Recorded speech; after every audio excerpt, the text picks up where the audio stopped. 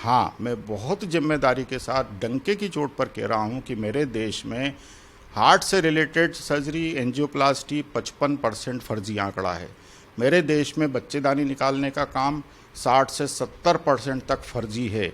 मेरे देश में ऑपरेशन को लेकर हर अस्पताल का एक नियम है कि मरीज आ गया, अब अगर उसमें सर्जरी की ज़रा भी गुंजाइश है, भले ही वो दवाई से ठीक हो सकता हो, पहले तो सर्जरी कर दो उसकी, क्योंकि सर्जरी हो गई, एक पलंग ब्लॉक हो गया 10 दिन के लिए, सर्जरी हो गई, सबके पूरे बिल बनना चालू हो गए, सर्जरी हो गई, दवाइयाँ लगना चालू हो गई।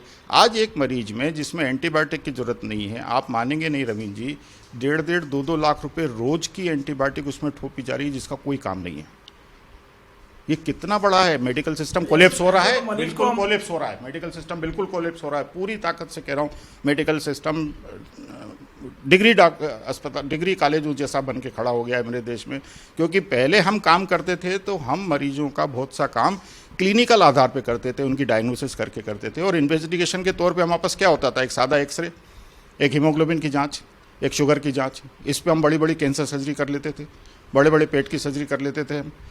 आज आप जाइए तो पहले तो पूरी इन्वेस्टिगेशन लिख दी जाएंगी, क्लिनिकल सेंस तो खत्म हो गया। क्यों? क्योंकि आपने पढ़ाया किसको है? ढोर डॉक्टरों को, व्यापम में, आरक्षण में। जब ये ढोर डॉक्टर पढ़ के सामने बैठे होंगे तो वो इलाज किस चीज़ का करेंगे? वो इलाज तो सिर्फ रिपोर्ट का करेंगे, जो रिपोर्ट सामने आएगी।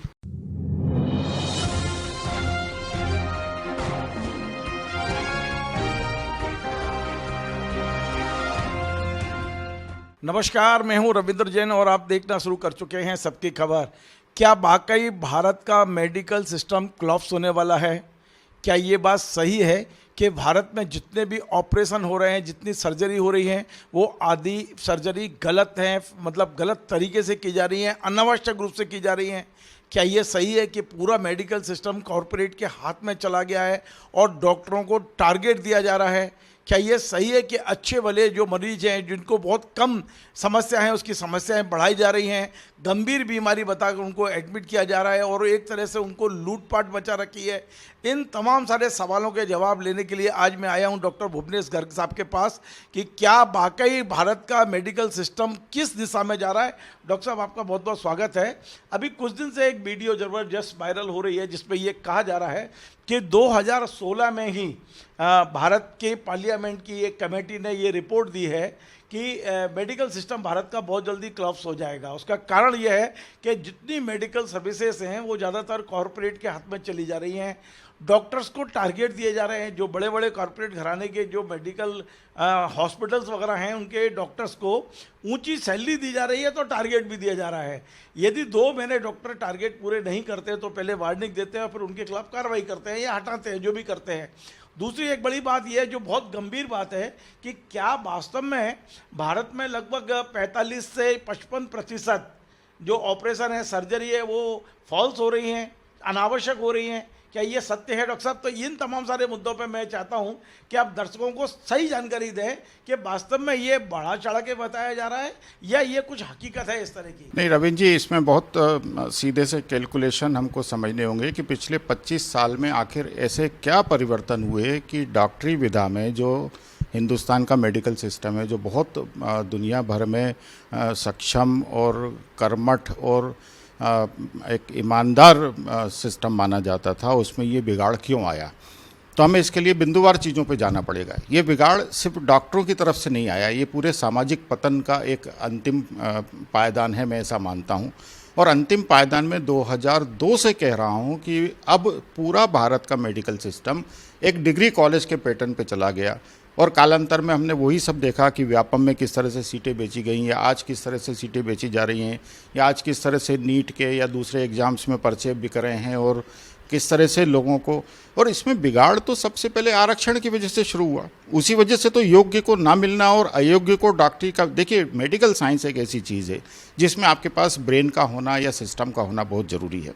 आज हम उस व्यवस्था को अब चैलेंज तो नहीं कर सकते, आरक्षण तो अपनी जगह पर है, लेकिन आरक्षण के साथ साथ व्यापम और सीट बेचने वाली प्रथा में, मतलब जिसमें अयोग्य भी पैसा देके डॉक्टर बन सकता है, इसके बहुत सारे काम होंगे कि जिनका अस्पताल है उनको डॉक्टर बनाना है या जिनको जो भी चीज़ है। तो एक सिस्टम का बिगाड़ पूरी तरह से सामाजिक तौर पर आया। अब दूसरा बिगाड़ क्या हुआ कि जिस तरह से अमेरिका में आज मेडिकल सिस्टम कोलैप्स है पूरी तरह से, क्योंकि नेशनल इंश्योरेंस उनके यहाँ पर लागू है। नेशनल इंश्योरेंस में डॉक्टरों की मिलीभगत और इंश्योरेंस कंपनी की मिलीभगत से वो क्या करते हैं कि प्रोसीजर को, कॉस्ट को, इन्वेस्टिगेशन को 2500 गुना कर लेते हैं, क्योंकि उनको तो इंश्योरेंस से पैसा मिल जाना। ये सब आपस में खेल चलता है, बड़े बड़े नेता उनके अंदर। आप देखोगे कि अभी हमने देखा था जब कोविड में हाइड्रोक्सीक्लोरोक्विन की बात हुई थी, तो जब हम कह रहे थे कि ये दवा काम नहीं करेगी, लेकिन उनका राष्ट्रपति चिल्ला रहा था कि हमको दवा मिल गई है, और वो बाद में फर्जी हुआ। अमेरिका में यूएस एफडीए आज भी बहुत सक्षम तरीके से दवाइयों के बनाने या किसी भी चीज़ को परमिट करने के ऊपर बहुत सख्ती से कार्रवाई करता है। वहाँ अनर्गल दवाइयाँ ना बनती हैं ना बिकती हैं। वो तो इवन हमारे देश से जो दवाइयाँ वहाँ जाती हैं उनके लिए भी सर्वे करने जाते हैं, और उनको अगर रोकना होता है तो रोक देते हैं। लेकिन हमारे देश में तो 1500 रुपये देके आप सर्टिफिकेट ले लो, जो चाहे वो दवा आप बना के बेचो। उसमें कचरा है, उसमें मिट्टी है, उसमें चूना है, उसमें कोयला है, कोई देखने वाला नहीं है। इंजेक्शन आप बना के बेचो, उसमें पानी है कि दवा है, कोई देखने वाला नहीं है। ये फ्यूरियस मतलब जिनको एक फेक मेडिसिन का जो है, आप देख रहे हो लगातार बड़े बड़े छापे पड़ रहे हैं, फेक मेडिसिन निकल के आ रही हैं। डॉक्टर साहब, बेसिकल जो मेरा सवाल है, बेसिक सवाल है, पूरा जवाब दे आज मैं शुरुआत वहाँ से करना चाहता हूँ कि क्या मेडिकल सिस्टम कोलैप्स होने के कगार पर है, एक प्रश्न मेरा। और दूसरा, जो सर्जरी हो रही है आज मैं उस पर फोकस करना चाहता हूँ कि सर्जरी वाकई जो एक अलग बताई जा रही है कि कैंसर की सर्जरी 48% गलत है, हार्ट की सर्जरी लगभग 50% गलत है, और इस तरह की जो सर्जरियाँ, नी की सर्जरी गलत है। मैं उसी पे आ रहा हूँ कि क्यों बिगाड़ हुए। अब बिगाड़ हुए तो जो बड़े बड़े कॉर्पोरेट हॉस्पिटल आपने खोल दिए, जिसमें करोड़ों रुपए की लागत लग गई है, और वो बड़े बड़े डॉक्टरों को लेकर अपने यहाँ बैठे हैं, तो जो हमारा फैमिली डॉक्टर था वो सिस्टम खत्म हो गया। अब ये बड़े जो हाथी हैं, इनका सीधा सा काम है कि जो मरीज आया है, भले ही उसमें 10,000 रुपये का काम हो, उसको 5 लाख रुपये पे खींचना, उसकी जेब के अनुसार उसके वो काम करना है। वहाँ पे जो आपने बिल्कुल एक सिस्टम की बात हम अगर करें तो वहाँ बाकायदा टारगेट दिए जाते हैं, और उन टारगेट के हिसाब से काम होते हैं। जो डॉक्टर टारगेट पूरा नहीं करता उसको लात पड़ जाती है। तो यहाँ तो सिस्टम है कि आप जांचें कराइए, आप अनर्गल जांचें कराइए, आप मरीज को अनर्गल दवाइयाँ लिखिए, क्योंकि हर हॉस्पिटल के पास अपना एक मेडिकल दवाइयों का सेंटर है, वो वहीं से दवा मिलेगी, कहीं और से नहीं मिलेगी। हमने तो दवाइयों पे ये तक कहा है कि फर्जी दवा कंपनियां फर्जी दवाइयाँ बना के इनके यहाँ पर रखती हैं, जिसमें पानी होता है, और वो हज़ारों रुपये में बेची जाती। तो ये बहुत सिस्टम है। कह रहे हैं कि बड़े अस्पतालों में जो दवाइयाँ हैं वो फर्जी हैं, उनमें पानी बेचा जा रहा है। बहुत मैं आपको बताना चाहता हूँ कि मैं तो कितनी जगहों पर इन चीज़ों को डॉक्यूमेंट कर चुका हूँ कि किस तरह से सिस्टम चल रहा है। आज मरीज आता है और अगर वो कहता है कि साहब अच्छे से अच्छा इलाज करिए, तो ये इलाज चालू हो जाता है कि उसमें जांचें भी हो जाएंगी, उसमें इंजेक्शन भी लगने लग जाएंगे, जिनकी कीमतें 10,000, 20,000, 50,000 है, लेकिन उसमें दवा है नहीं। डॉक्टर साहब, आपकी बहुत कॉन्फ्रेंस वगैरह होती हैं और आप जाते हैं वहाँ, पर्चे भी पढ़ते हैं, जो लोग रिसर्च करके आते हैं वो अपनी अपनी बातें शेयर करते हैं, वहाँ ये सब चीज़ें नहीं आती क्या? वहाँ डिस्कस नहीं होता है कि मेडिकल सिस्टम किस दिशा में जा रहा है? देखिए क्या हो गया है कि आप इसके आगे चलेंगे तो ये तो कॉर्पोरेट हॉस्पिटल को मैंने कहा कि एक सिस्टम कमर्शियल खड़ा हो गया। तो जितनी कॉन्फ्रेंसेज होती हैं वहाँ भी तो कमर्शियल सिस्टम है ना, सारी दवा कंपनियां स्पॉन्सर कर रही हैं। किस डॉक्टर की हिम्मत है कि उनके खिलाफ कोई आर्टिकल बोल दे या छाप दे? हमारे सारे आर्टिकल जो नैसर्गिक आर्टिकल हैं, जो हमने शोध किए, उसमें हम डायबिटीज़ में बिना दवाइयों के मरीज़ को ठीक रख पा रहे हैं। डायबिटीज़ की गैंग्रीन में जहाँ हर 15 सेकंड पे दुनिया में पैर कट रहा है, हम हर उस पैर को बचा पा रहे हैं जो हमारे पास आ रहा है। ये कितना बड़ा शोध है, लेकिन इसको स्थान नहीं मिल रहा क्योंकि ये किसी दवा कंपनी से प्रायोजित नहीं है। अब जो आपने बात की कि क्या मेरे देश में फर्जी सर्जरियाँ हो रही हैं, हाँ, मैं बहुत जिम्मेदारी के साथ डंके की चोट पर कह रहा हूँ कि मेरे देश में हार्ट से रिलेटेड सर्जरी, एंजियोप्लास्टी 55% फर्जी आंकड़ा है। मेरे देश में बच्चेदानी निकालने का काम 60 से 70% तक फर्जी है। मेरे देश में ऑपरेशन को लेकर हर अस्पताल का एक नियम है कि मरीज आ गया, अब अगर उसमें सर्जरी की ज़रा भी गुंजाइश है, भले ही वो दवाई से ठीक हो सकता हो, पहले तो सर्जरी कर दो उसकी, क्योंकि सर्जरी हो गई, एक पलंग ब्लॉक हो गया 10 दिन के लिए, सर्जरी हो गई, सबके पूरे बिल बनना चालू हो गए, सर्जरी हो गई, दवाइयाँ लगना चालू हो गई। आज एक मरीज में जिसमें एंटीबायोटिक की ज़रूरत नहीं है, आप मानेंगे नहीं रवीन जी, 1.5 2 लाख रुपये रोज़ की एंटीबायोटिक उसमें ठोपी जा रही है, जिसका कोई काम नहीं है। ये कितना बड़ा है? मेडिकल सिस्टम कोलैप्स हो रहा है, बिल्कुल कोलैप्स हो रहा है, मेडिकल सिस्टम बिल्कुल कोलैप्स हो रहा है। पूरी ताकत से कह रहा हूँ, मेडिकल सिस्टम डिग्री कॉलेज जैसा बन के खड़ा हो गया है मेरे देश में। क्योंकि पहले हम काम करते थे तो हम मरीजों का बहुत सा काम क्लिनिकल आधार पे करते थे, उनकी डायग्नोसिस करके करते थे, और इन्वेस्टिगेशन के तौर पे हमारे पास क्या होता था? एक सादा एक्सरे, एक हीमोग्लोबिन की जाँच, एक शुगर की जाँच, इस पर हम बड़ी बड़ी कैंसर सर्जरी कर लेते थे, बड़े बड़े पेट की सर्जरी कर लेते थे हम।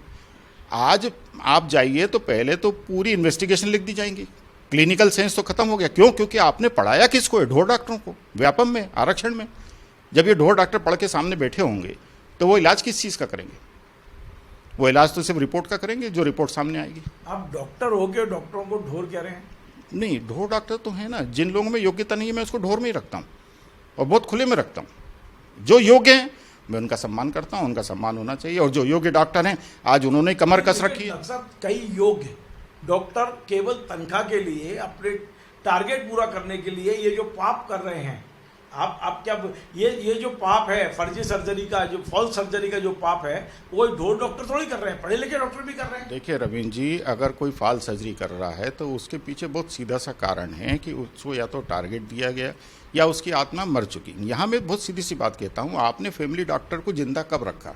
अगर आपने फैमिली डॉक्टर को जिंदा रखा हो, आज मैं मरीजों को इस जंजाल से कैसे निकालेंगे मैं उसकी भी बात करता हूँ कि अगर आपके पास फैमिली डॉक्टर है, वो आपको 50 जगह से बचा के रखेगा, वो लूटने से बचा के रखेगा, वो आपके घर की एक एक चीज़ को समझता होगा, जानता होगा। तो मैं सबसे कहता हूँ कि अपने पड़ोस में, अपने मोहल्ले में, अपने आसपास रहने वाले एक ऐसे डॉक्टर को जो आपका मित्र बन सके, जो आपको सही सलाह दे सके, उसके साथ रहिए। और आपको कोई भी सलाह दी जाती है कि आपको ये सर्जरी कराना है, आप बिना वो पर्चे लिए 2 और डॉक्टरों के पास जाइए, सिर्फ परामर्श शुल्क लगेगा। अगर 3 के 3 डॉक्टर कहते हैं कि हाँ ये सर्जरी होना चाहिए, तब तो आप सर्जरी कराइए। अगर 3 में से एक भी कहता है नहीं करना है तो उस डॉक्टर को फॉलो करिए, अपने आप ये कॉकस टूटेगा। आज आपको एंटीबायोटिक लिखी गई है, आप डॉक्टर से पूछिए ना कि इसमें पस कल्चर में आपने कल्चर कराया क्या, आप एंटीबायोटिक क्यों देना चाहते हो? और उसने अगर कल्चर कराया, अपने यहाँ पर कराया, आप एक कल्चर बाहर और करा लीजिए, अपने आप सामने क्लियर हो जाएगा कि आपको कौन सी एंटीबायोटिक लगना है, फिर वो एंटीबायोटिक लीजिए। हमारे सारे मरीज बिना एंटीबायोटिक के क्यों ठीक हो रहे हैं? क्योंकि आपका शरीर ठीक करता है अंदर से। जब आप एंटीबायोटिक देते हैं तो शरीर को एंटीबायोटिक से भी लड़ना पड़ता है। जख्म के बैक्टीरिया से तो लड़ ही रहा है, वो एंटीबायोटिक से भी लड़ रहा है। और इसलिए आप देखते होंगे मेरे पास ना एमआर होता है, ना मेरे पास कोई फार्मा स्टोर है, ना मेरे बगल में कोई फार्मा स्टोर चल पाता है। डॉक्टर साहब, एक बड़ी बात ये हम जो देखने में मिली है पिछले 10-15 साल में, कि पहले डॉक्टर्स खुद अपने अस्पताल बनाया करते थे और वहाँ इलाज करते थे और हर तरह का इलाज मिल जाता था। आज स्थिति ये है कि ये जो बड़े हॉस्पिटल वो सारे बड़े बड़े कारपोरेट के हाथ में हैं और ये कारपोरेट जो है ना, वो अपने मैनेजमेंट में डॉक्टरों को नहीं रख रहा है, एमबीए किए हुए स्टूडेंट्स को रख रहा है। और उनका एकमात्र जो उद्देश्य है वो लोगों का इलाज करना और सेवा करना नहीं है। उनका एकमात्र उद्देश्य 2 को 4, 4 को 6 करने का है। तो ये कारपोरेट इसके लिए कितना जिम्मेदार है? देखिए, कारपोरेट अस्पतालों के अगर हम नाम लें तो हम मणिपाल से शुरू करेंगे, हम अपोलो रेड्डी साहब के पास चलेंगे, हम वेदांता त्रियान साहब के पास चलेंगे। रविंद्र जी, मैंने तीनों जगहों को देखा हुआ है, त्रियान के साथ तो मैं काम कर चुका हूँ। ये कमर्शियल सेक्टर आज नहीं आया, ये कमर्शियल सेक्टर बहुत समय से आया। जब ये दिल्ली, बम्बई और साउथ में आया तो बाकी जगहों के लोगों को भी लगा कि हम भी कर सकते हैं। आज धन्ना सेठों के पास पैसा है, वो बड़े बड़े सेंटर खड़े कर सकते हैं, उन्होंने सेंटर खड़े कर दिए। वही सेंटरों के ऊपर अब एक सिस्टम कायम हो गया कि आपको 1.5 लाख रुपए की तनख्वाह दी जा रही है। आप योग्य हैं कि अयोग्य हैं उससे हमें मतलब नहीं, क्योंकि आपके पास डिग्री है। अब आपको ये टारगेट दिया है कि आप रोज़ सुबह से राउंड लगाइए और इन मरीजों में आप रोज़ इतनी तो जांचें लिख दीजिए, इतनी दवाइयाँ लिख दीजिए। मैं तो एक बहुत बड़े मेडिकल कॉलेज का, जिसको कोविड का अकेला सेंटर बोला गया था, उसमें एक फॉरेंसिक वाला डॉक्टर पूरे मरीजों के अस्पताल के इलाज लिखता था। फॉरेंसिक वाला मरे हुए लोगों का पोस्टमार्टम करने वाला जिंदा लोगों का इलाज कैसे लिख सकता है? पर वो लिखता था। मैं नाम नहीं लेना चाहता, चीज़ें सामने हैं, सबके साथ चीज़ें हैं। लेकिन क्या होता है कि जब ये सिस्टम का कॉकस बन जाता है, इसको माफिया कहते हैं, ये माफिया जब बन जाता है तो ये देखता है कि कौन है विसिल ब्लोअर, कौन है नक्कार खाने में तूती बजाने वाला, भुवनेश्वर गर्ग, उसकी एसएससी करो। और हम 20 साल से यही झेल रहे हैं। इतने सारे इनोवेशंस के बावजूद भी हमको आगे क्यों नहीं रास्ता मिल रहा? क्योंकि ये माफिया इतनी ताकत के साथ लगा हुआ है। मैं फिर कहता हूँ कि ये सारा माफिया, जिसमें पुलिस है, जिसमें नेता हैं, जिसमें बड़े बड़े डॉक्टर हैं, ये पूरी ताकत लगा के चलते हैं कि कैसे इस चीज़ को रोक के रखा जाए। तो ये चीज़ कैसे सुधरेगी? ये चीज़ सुधर सकती है जबकि ये कोई सिस्टम इसके ऊपर कायम हो। सिस्टम कैसे कायम होगा कि आज आपने सर्जरी की, आप आज को बच्चेदानी निकालना है, आपके पास कोड आएगा, वो 3 डॉक्टरों के पास जाएगा, तीनों डॉक्टरों की ओपिनियन है निकालने की, निकाल दीजिए, नहीं है तो नहीं निकालिए। एक सर्जरी होना है, 3 डॉक्टर के पास कोड जाएगा। यदि तीनों डॉक्टर उसी हॉस्पिटल में हैं और तीनों को टारगेट है, कोड अलग लग जाएगा ना। आज आप करते हो, आपके पास आता है ना, एक एड्रेस आ जाता है कि यहाँ चले जाइए। आपके शहर में आप जब इनरोलमेंट पे लेंगे डॉक्टरों को, देखिए यहाँ बहुत सीधी सी बात है, आज आपने डॉक्टरों को कोई सपोर्ट नहीं दिया, कोई समर्थन नहीं दिया। आज एक जज के सामने बैठा मुंशी पैसे लेता है रिश्वत के, ओपनली बात है। आज एक व्यवस्था में आदेश पारित हुआ है कि वकीलों के खिलाफ कंज्यूमर प्रोटेक्शन नहीं लगेगा, पर कंज्यूमर प्रोटेक्शन की कितनी सख्त जरूरत है वकीलों के लिए। लेकिन जो मेडिकल साइंस में जहां हमको इंस्टेंट काम करना है, हमारे पास 10 सेकंड भी नहीं होते मरीज का निर्णय लेने में कि ये क्या करना है, इमरजेंसी में, रोड साइड एक्सीडेंट में, वहाँ कंज्यूमर हमारे सामने खड़ा हुआ है। तो जिस चीज़ को हमें समर्थन देना चाहिए था, जिन डॉक्टरों को हमें समर्थन देना चाहिए, जिनको हमको भरपेट तनख्वाह देनी चाहिए, क्यों आज एक आप IAS IPS को 2.5 लाख रुपए तनख्वाह दे रहे हैं, लेकिन आप डॉक्टर को संविदा पे 25,000 रुपये में रखना चाह रहे हैं? क्यों आज एक डॉक्टर को जिसके खिलाफ आपको कोई कार्रवाई नहीं होने देना चाहिए थी? राजस्थान में एक बहुत ग्रामीण अंचल में एक बहुत काबिल गायनेकोलॉजिस्ट डॉक्टर साहब, जब आपको संरक्षण नहीं है तब आप इतनी लूट मचा रहे हैं। आपसे मेरा मतलब उन डॉक्टरों से है जो फर्जी सर्जरी कर रहे हैं। संरक्षण मिल गया तो एक लगता है कि फिर बहुत बड़ा डकैती होने लगेगी। संरक्षण को मैं ये नहीं कह रहा कि डकैती को संरक्षण देना, संरक्षण को मुझे ये कहना है कि वो ग्रामीण अंचल की गायनेकोलॉजिस्ट ने एक बहुत कॉम्प्लिकेटेड केस में उस महिला को, जो वो पहले से खराब स्थिति में थी, उसको बचाने की कोशिश की। उसको थाने से इतने पैसे दे दो नहीं तो गिरफ्तार करके ले जाएंगे। उस गायनेकोलॉजिस्ट ने सुसाइड कर लिया। ये संरक्षण की बात है कि आप काम कर रहे हो, आप कारपोरेट में नहीं हो, आप ग्रामीण क्षेत्रों में काम कर रहे हो। तलाश बड़ी मुश्किल हो जाएगी ना, तय करना मुश्किल है। ग्रामीण क्षेत्रों में कोई सक्षम आदमी बैठा है, आप उसको संरक्षण दीजिए ना। वहाँ पे दादागिरी गुंडागर्दी क्यों होगी? वहाँ पे मीडिया का लोग क्यों, वहाँ पे नेताओं के लोग क्यों जाके उसको हड़काएंगे या हरासमेंट करेंगे? उसकी सुनवाई तुरंत हो जाए। मैं समझता हूँ कि बहुत कुछ चीज़ें ठीक होने लगेंगी। आज आदमी डरता क्यों है? आज मैं क्यों अस्पताल नहीं खोलना चाहता? मुझे मालूम है कि अस्पताल खोलूंगा 25 सीट चालू हो जाएंगे। डॉक्टर साहब, अभी जो वीडियो वायरल हो रहा है जिसपे मैं आपसे बात कर रहा हूँ, उसमें एक बात का उल्लेख है कि पार्लियामेंट्री कमेटी ने 2016 में रिपोर्ट दी है। क्या इसकी कोई जानकारी आपको है? और क्या पार्लियामेंट से कोई ऐसा कानून बनाया जा सकता है कि लोगों की वास्तव में स्वास्थ्य सेवाएं हों बजाय स्वास्थ्य वसूली? देखिए, ये सिस्टम कोलैप्स हो रहा है, ये बिल्कुल ठीक बात है, और इसमें कोई सुधार की मैं दूर दूर तक गुंजाइश इसलिए नहीं देखता कि जैसे मोदी जी ने बहुत अच्छा काम किया कि आयुष्मान कार्ड बनवा दिया, लेकिन आप उस आयुष्मान कार्ड की हकीकत जानिए। जब तक वो आयुष्मान केंद्र वाले लोग अस्पताल से अपना हिस्सा नहीं ले लेंगे तब तक उसका बिल पास नहीं करते। नतीजा काम रुका रह जाता है, नतीजा आगे के मरीजों को काम नहीं मिलता। या अगर कहीं पर सांठ गांठ है तो उसका 5 लाख का बजट है तो वो 2500 चीज़ें दिखा के 5 लाख रुपए पहले जब्त कर लेंगे। तो हमारे पास कितने ऐसे पेशेंट है, एक कैंसर की बहुत गरीब पेशेंट मेरे पास आ रही है जिसका काम होना चाहिए, पर मैं मजबूर हूँ, उसके पास कुछ भी नहीं है, ना पैसा है ना कुछ है, मैं कैसे तो भी उसका काम करवा रहा हूँ। तो संकट क्या है कि 2500 योजनाएं बना के दे दिए, पर वो सिस्टम तो वही करप्ट बैठा है ना। कानून बन सकता है क्या? कानून बिल्कुल बन सकता है अगर सरकार की तरफ से ये व्यवस्था बन जाए कि किसी भी मरीज को जाना है तो अपने मोहल्ले के फैमिली डॉक्टर के पास जाना है, वो फैमिली डॉक्टर ये डिसाइड करे। ये तो आप सैद्धांतिक बात बता रहे हो, मैं कह रहा हूँ क्या संसद कोई कानून बना सकती है? बिल्कुल बना सकती है, संसद के पास पूरे अधिकार हैं कानून बनाने के, लेकिन कानून बनाएंगे किस चीज़ का? कारपोरेट अस्पताल तो वो, मेडिकल कॉलेज तो वो धड़ल्ले से खोलते चले जा रहे हैं, फैकल्टी उनके पास है नहीं, तो डॉक्टर कहाँ से आएगा? डॉक्टर वही बन के पढ़ रहा है जो या तो सीट खरीद के आया या आरक्षण से आया या जो भी सिस्टम से आया। क्या डॉक्टर साहब, जो फर्जी सर्जरी डॉक्टर सजेस्ट कर रहे हैं या कर रहे हैं, फर्जी सर्जरी कर रहे हैं, इन्हें क्या कोई सजा नहीं मिल सकती? कोई ऐसा कानून नहीं है देश में कि इनको सजा मिले जो फर्जी कर रहे हैं, और ये यदि सिद्ध हो जाएंगे फर्जी, आवश्यकता नहीं थी सर्जरी? देखो, फर्जी को स्थापित करना पड़ेगा। फर्जी कैसे स्थापित होगा? मैं आपको एक किस्सा बहुत शॉर्ट में बताता हूँ, बहुत लंबा हो जाएगा नहीं तो। मेरे एक बहुत बड़े रिश्तेदार का लुधियाना से मेरे पास उनकी माँ का फ़ोन आया कि भैया बेटे को ऑफिस में चक्कर आ गया और वो तो उसको लेके आए, तो उसकी एंजियोग्राफी एंजियोप्लास्टी की बात कर रहे हैं। तो मैंने कहा भाई उसको होगा कुछ? तो बोले नहीं। तो मैंने कहा अच्छा बात कराओ मेरी। तो मैंने उससे बात की तो उसने कहा नहीं जीजा जी मैं तो बिल्कुल ठीक हूँ। तो मैंने कहा भाई डॉक्टर से बात कराओ, तो डॉक्टर बात करने को तैयार नहीं, बल्कि जो एंजियोग्राफी 3 बजे होने वाली थी उसको उन्होंने 11 बजे प्रीपोन कर लिया कि डॉक्टर का फ़ोन आ गया। हमने उसको कहा कि तुम सेकंड ओपिनियन ले सकते हो? उसने कहा हाँ ले सकता हूँ। मैंने कहा कौन से? बोले PGI चंडीगढ़। मैंने कहा तुरंत जाओ PGI चंडीगढ़। PGI चंडीगढ़ गए, उन्होंने कहा कुछ नहीं है, ये दवाइयाँ खाइए, मस्त रही, आज 20 साल हो रहे हैं। तो फर्जी तो स्थापित हो गया ना, पर किसी ने कुछ काम किया क्या उसके अगेंस्ट? कुछ नहीं। क्या होता है कि आज कितने लोगों को ये सलाह उपलब्ध है, ये भुवनेश्वर का एक फैमिली डॉक्टर था, इसके लिए ऐसा कोई कानून हो ना, हम जाएं तो जाए कहाँ? चलिए मैं कह रहा हूँ मेरे साथ ये घटना हो गई जो आप बता रहे हैं, मैं कहाँ जाऊँ? थाना सुनवाई नहीं है थाने में। मैंने नहीं, आप पहले अपना स्वास्थ्य देखिए।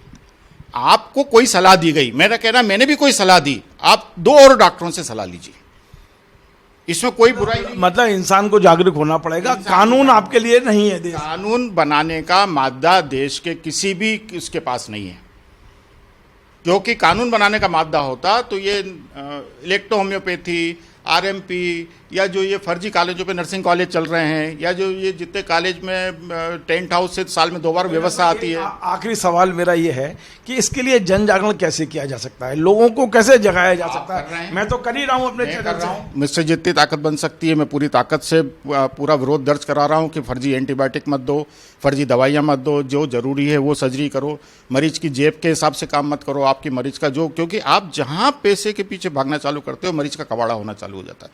तो मैं मरीजों को खास तौर से जितने भी जिनके पास पैसा है मैं उनसे रिक्वेस्ट करता हूं कि आप किसी भी अस्पताल में जाते हैं तो ये मत कहिए अच्छे से अच्छा इलाज करो, अच्छे से अच्छी दवाई दो। जहां आपने 2 बातें कही वहां मीटर चालू हो जाते हैं। आपके पास कोई सलाह दी गई कि आपको सर्जरी करानी है, एंजियोप्लास्टी करानी है, आप 2 डॉक्टरों से सलाह ले लीजिए और उनसे लीजिए जो सरकारी अच्छे बड़े अस्पतालों में अपना काम पूरी ईमानदारी से कर रहे हैं। आपको ऐसे बहुत डॉक्टर मिलेंगे, ढेर डॉक्टर मिलेंगे जो ईमानदारी से काम कर रहे हैं, जो दबाव में नहीं है। बहुत बहुत धन्यवाद। तो आप थे डॉक्टर भुवनेश गर्ग जी, आज उन्होंने बहुत बहुत बहुत महत्वपूर्ण जानकारी दी है और एक तरह से आपको जगाने का काम किया है। तमाम सारे दर्शक जो इस कार्यक्रम को देख रहे हैं, मैं निवेदन करूंगा भुवनेश गर्ग जी का आज का ये कार्यक्रम इसलिए आपको पूरा देखना चाहिए। डॉक्टर साहब का कहना है कि वाकई इस समय देश का मेडिकल सिस्टम क्लॉप्स होने के कगार पर है, हो ही चुका है लगभग। जिस तरह डॉक्टरों को टारगेट दिया जा रहा है, जिस तरह 2 चीज़ें डॉक्टर साहब ने आज रेखांकित की है। पहली ये कि हमारे तमाम सारे जो हॉस्पिटल हैं वो कॉरपोरेट के हाथ पहुंच गए हैं, जिनका उद्देश्य सिर्फ और सिर्फ पैसा कमाना है। और दूसरा उनका ये कहना है कि जिस तरह के मेडिकल क्लेम्स हैं इस समय हमारे यहाँ, जो कंपनियों का जाल बिछ गया है, उन कंपनियों और हॉस्पिटल्स की जो मिली भगत है वो कहीं ना कहीं मरीजों का एक बहुत बड़ा नुकसान कर रही है। जहाँ आवश्यकता नहीं है वहाँ पर सर्जरी की जा रही है, अनावश्यक आपको एंटीबायोटिक दी जा रही हैं। तो आज डॉक्टर साहब ने जो जगाने का काम किया है, मैं लगातार डॉक्टर भुवनेश गर्ग को अपने चैनल पे इसलिए लेके आता हूँ कि एकमात्र डॉक्टर है कम से कम मध्य प्रदेश में, भोपाल में डॉक्टर हैं जो साफ बोलते हैं और तमाम सारी बुराइयों को लेकर भी इस समय बड़ा स्पष्ट लोगों को, आपको, हम सबको जगाने का काम कर रहे हैं। उम्मीद है कि इस पूरे प्रोग्राम को आप पूरा देखेंगे। डॉक्टर भुवनेश गर्ग जी का आज मैं मोबाइल नंबर भी अभी आज डिस्प्ले कर रहा हूं। यदि कोई आवश्यक सलाह आपको लेनी है तो आप भुवनेश गर्ग साहब से सलाह भी ले सकते हैं। आपको हमारा ये कार्यक्रम पसंद आए तो आप इसे शेयर करें, लाइक करें, कमेंट करें और आपसे बार बार निवेदन है हमारे इस चैनल को सब्सक्राइब अवश्य करें। धन्यवाद।